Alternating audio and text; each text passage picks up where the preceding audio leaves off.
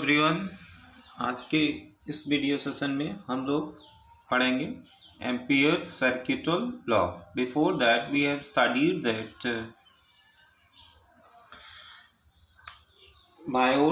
Bio-sort law in which we have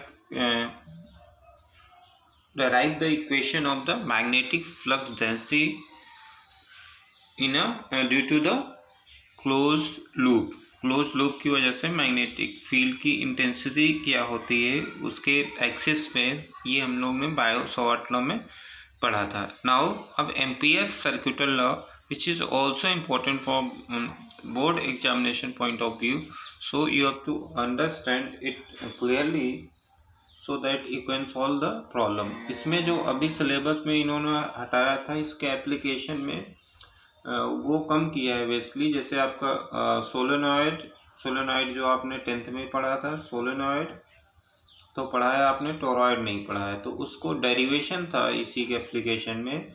इन दोनों derivation हटा के इसको सिर्फ थ्योरी में डाल दिया है। सोलेनॉइड क्या होता है, उसके मैग्नेटिक फील्ड क्या होती है, और टोरॉइड क्या होता है, टोरॉइड की मैग्नेटिक फील्ड। डेरिवेशन यहाँ से हटा दिया। सो यहाँ पे केवल क्वालिटेटिव दिया है, क्वांटिटेटिव नहीं आएगा कुछ।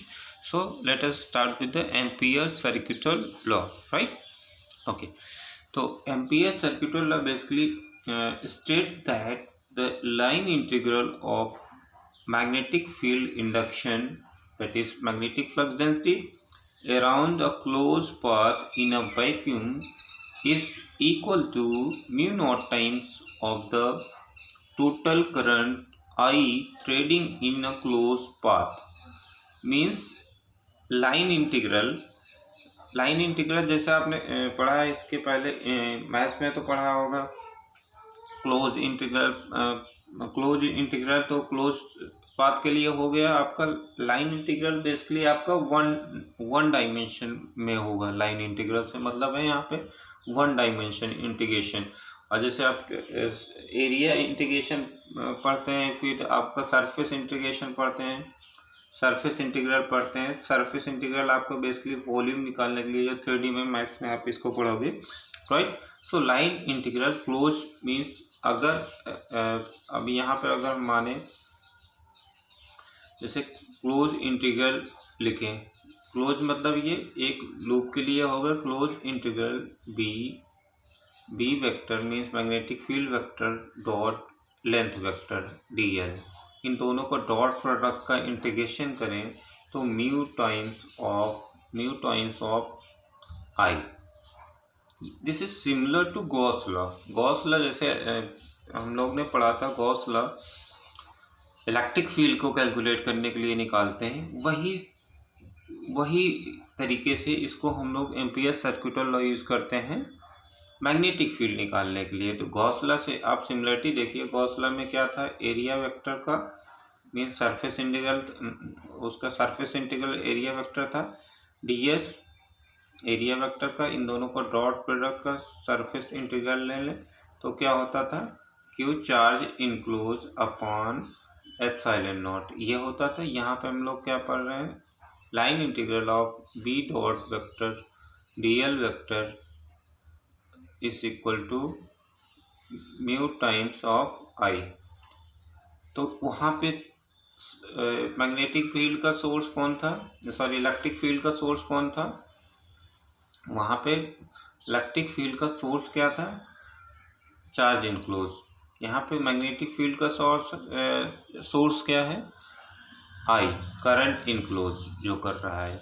कोई क्लोज लूप है, वो कितने करंट इनक्लोज कर रहा है। थ्रेडिंग इन मीन्स, जैसे थ्रेड मीन्स आपने बुनना सुना है कि जैसे आप वो ये लूप है, इसके लूप से कितनी नेट करंट जा रही है, इधर जा रही है या आ रही है, उन सब का नेट हम लोग कंसीडर करते हैं। तो ये यहाँ पे बेसिकली हो गया आपका फॉर्मूला लाइन इंटीग्रल, इसको बोलेंगे line integral. dl dot product है, dl means line integral of the magnetic field is equal to mu times of I. Current threading in means net current कितना इन हो रही है या नेट करंट कितना flow हो रही है। फॉर एग्जांपल ये हमने यहाँ पे लूप लिया हुआ है, आप देख सकते हैं हाँ, यहाँ पे हमने ये लूप लिया है, इसमें ऐसे ऐसे करंट आ रही है। ये एक लूप है जिसके अंदर भी करंट आप जा रही है। इसको हमने एक लूप एम्पियर्स लूप बोलते हैं। Basically this is Ampere's loop, this one is known as Ampere's loop. ये आपका एम्पियर लूप है। ऐसे इसमें एक करंट I1 इन हो रही है, एक आउट हो रही I2, ये I1। तो इसमें अब यहाँ पे ध्यान देना है, इसमें अगर हम नेट करंट निकाल लेंगे, क्योंकि ये स्केलर क्वांटिटी है, करंट स्केलर क्वांटिटी है। 2 एम्पियर करंट मान लिया गई, 1 एम्पियर को वापस आ गए, तो कितना नेट करंट कितना इनक्लोज किया? 1 ही एम्पियर। भाई नेट तो एक ही गई, मान लिया यहाँ 5 गई, 3 वापस 3 इधर से आ रही है, तो नेट करंट कितना फ्लो हो रही है इस लूप के थ्रू? 2 ही, 5 - 2 मतलब 3 एम्पियर फ्लो हो रही। तो नेट करंट की हम ऑलवेज बात करेंगे यहाँ पे।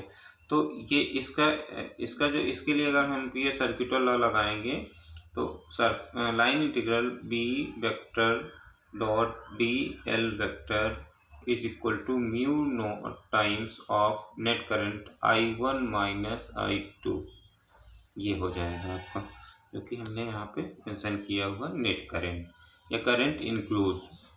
ये आपका एम्पियर सर्किटल लॉ हो गया यहाँ पे, right. Ampere circuital law B vector dot D L vector is equal to mu times of I1 - I2, right.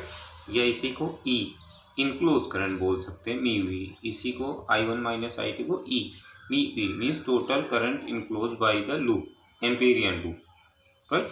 तो ये बहुत इंपॉर्टेंट है, जैसे गॉस लॉ इंपॉर्टेंट है इलेक्ट्रिक फील्ड कैलकुलेट करने के लिए, वैसे similar to that it is very important to for the even board examination point of view to calculate the magnetic flux density through a loop, right।